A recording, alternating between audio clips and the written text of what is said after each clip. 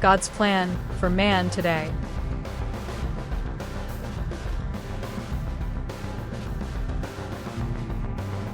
Adamic covenant, Genesis 1-3. God's original agreement with Adam, granting dominion over the earth, but also introducing the consequences of sin. Noahic covenant, Genesis 9. A renewal of God's mercy, establishing his promise to never flood the earth again. Abrahamic covenant, Genesis 12:15-17. A foundational transition where God promises land, a nation, and a Messiah through Abraham's lineage. Mosaic covenant, Exodus 19-24. The law was given to guide Israel, revealing God's holiness and man's need for redemption. Davidic covenant, 2 Samuel 7.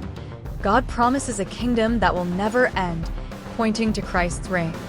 New covenant, Jeremiah 31, Luke 22, Hebrews 8. Fulfilled in Jesus, offering salvation through grace and the indwelling of the Holy Spirit. Each transition reveals a deeper aspect of God's purpose, leading humanity toward redemption, empowerment, and eternal life.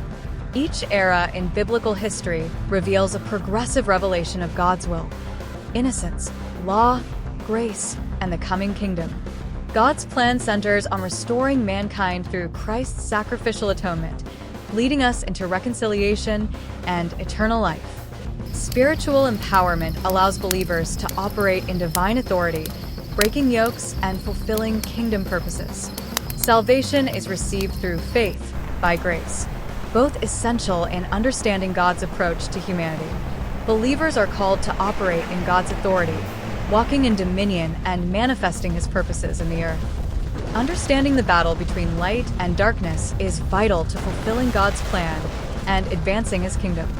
From Moses and Elijah to the end-time church, biblical prophecy reveals God's unfolding purpose across generations. Regeneration through the Holy Spirit marks the entrance into God's divine life and power, the ultimate goal of salvation, where believers dwell with God in his perfected kingdom forever. So, if you are an unsaved person here, this is what you should do today. Recognize the need for salvation. Every person is born into sin, Romans 3:23, and apart from God, we are spiritually lost. Acknowledge that sin separates us from God and that we need his redemption.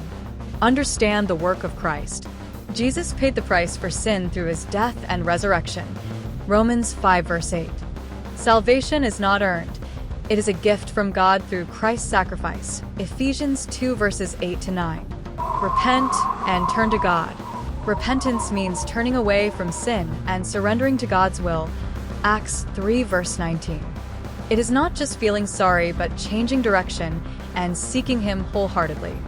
Believe in Jesus as Lord and Savior. Salvation comes through faith in Jesus, Romans 10:9-10. Confess with your mouth and believe in your heart that he is Lord, trusting in his finished work. Upon salvation, believers are filled with the Holy Spirit, who guides and empowers them for their new life in Christ. John 14:16-17.